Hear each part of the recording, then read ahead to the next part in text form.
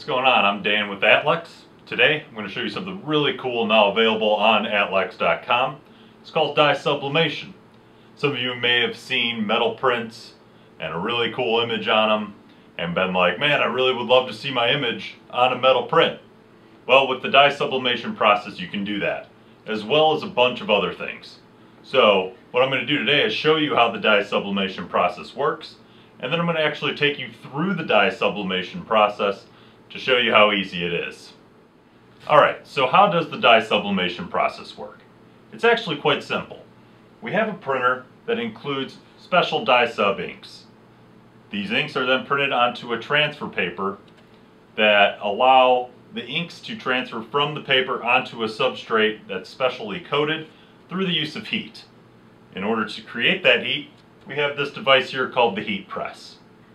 So basically what we do, you print the image, comes out on the transfer paper, you attach it to the substrate that's specially coated, and you clamp down the heat press for a minute to a minute and 45 seconds depending on the material, and there you go. Alright, so now I'm going to actually show you the dye sublimation process in action. I'm going to take one of my own images and I'm going to transfer it onto a sheet of 8x10 metal. So as you can see, I have my 8x10 sheet of metal and I have my image. So what I'm going to want to do, usually the metal will come with some sort of protectant on top of it. It will usually be pretty sticky. I have taken that off already. So now I will take my image and I will place it on the side that the adhesive was on. The next thing I'm going to do is actually tape my image to the plate so it will avoid shifting when underneath the heat press. Alright, so I have my image attached to my sheet of metal. The next step is to use the heat press. Now you want to turn this on earlier because it's got to actually heat up to 400 degrees to properly transfer the inks from the image to the metal. Alright, so what we're going to do next is lay down a piece of craft paper. This will protect the heat press from getting any ink on it. We're going to take our image facing image side up. We're going to place that down.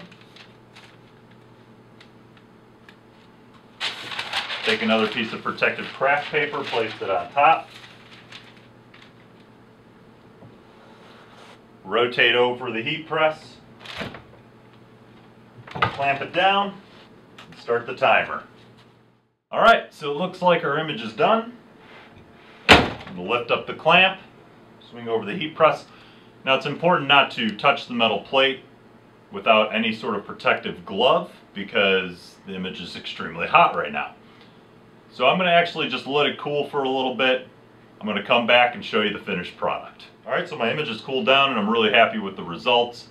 The cool thing about dye sublimation is you can take any image and you can transfer it onto anything like phone cases, keychains, coasters, polyester t-shirts. You can take family photos and put them into their specialty cut frames. There's just all sorts of really cool stuff you can do with the dye sublimation process. You can get all of these products on atlex.com. And if you have any questions, please shoot us an email at sales@atlex.com. Thank you and have a great day.